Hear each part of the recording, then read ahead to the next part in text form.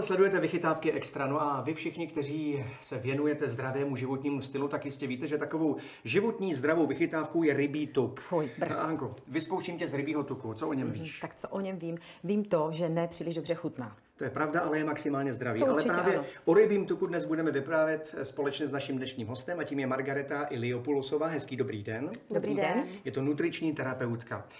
Vy jste sem donesla Omega Marine Forte Plus. Mohla byste tento produkt blíž představit? Jedná se o doplněk stravy. Jsou to želatinové kapsle naplněné rybím olejem z norského lososa, které jsou významným zdrojem omega-3 mastných kyselin.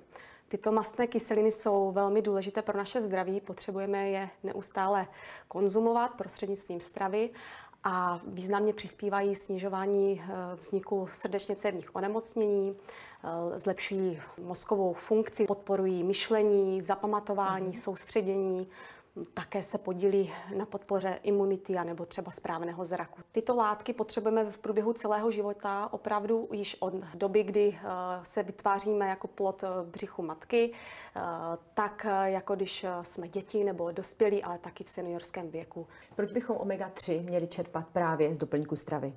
Je třeba si uvědomit, že tyto nenasycené mastné kyseliny omega-3 si naše tělo nedokáže vytvořit a proto jsme závislí na tom je přijímat prostřednictvím stravy.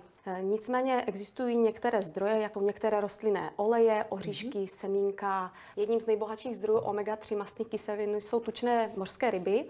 Dokonce doporučení například EFSA, což je Evropský úřad pro bezpečnost potravin, doporučuje konzumaci tučných mořských ryb, ale i sladkovodních zhruba 2 až 3 porce za týden, protože konzumace ryb je stále velmi nízká. U české populace je vhodnou alternativou například zařadit vysoce kvalitní doplňky stravy, který může být Omega Marine Forte Plus. Když se řekne rybí tuk, tak se mi vždycky vybaví ta pachuť. Hanko, ty to máš stejně. Ano. Když si dám tuhle kapsli, když je ochutnám, čeká mě stejně nepříjemný pocit? Ne, nečeká, naštěstí. Rybí olej v těchto kapslích se zpracovává do 24 hodin po výlovu mořského lososa. Tím pádem si zachovává svoji čerstvost, lepší vstřebatelnost a lepší chuť. Obsahuje tento doplněk stravy ještě nějaké další prospěšné látky? Ano, jedná se o vitamin D3. V evropské populaci ho máme podprůměrné množství, takže je možné ho i tímto způsobem doplňovat. Posiluje zejména stavbu kostí, svaly a také se podílí na podpoře imunitního systému. Já už přistoupím rovnou k těm praktickým věcem, jaké je správné dávkování kapslí. Doporučené dávkování jsou 2 kapsle za den. Je možné prostřednictvím těchto 2 kapslí získat doporučenou denní dávku omega-3, mastných kyselin a také vitamínu D3. A co se stane, když náhodou zapomenu si tady tyhle 2 kapsle vzít? Ano, to se může stát. Pokud zapomeneme, doporučila bych vzít si 2násobnou dávku na druhý den. Už jsme skoro na konci našeho povídání, ale co ještě určitě nezaznělo je, kde tento produkt koupím a nakolik mě vyjde. Omega Marine Forte Plus je možné si objednat na bezplatné telefonní lince 800 10 40 40 anebo prostřednictvím objednávkového formuláře na internetové stránce www.omegamarineforte.cz. Kapsle vám následně přijdou poštou, takže je to pro vás pohodlné.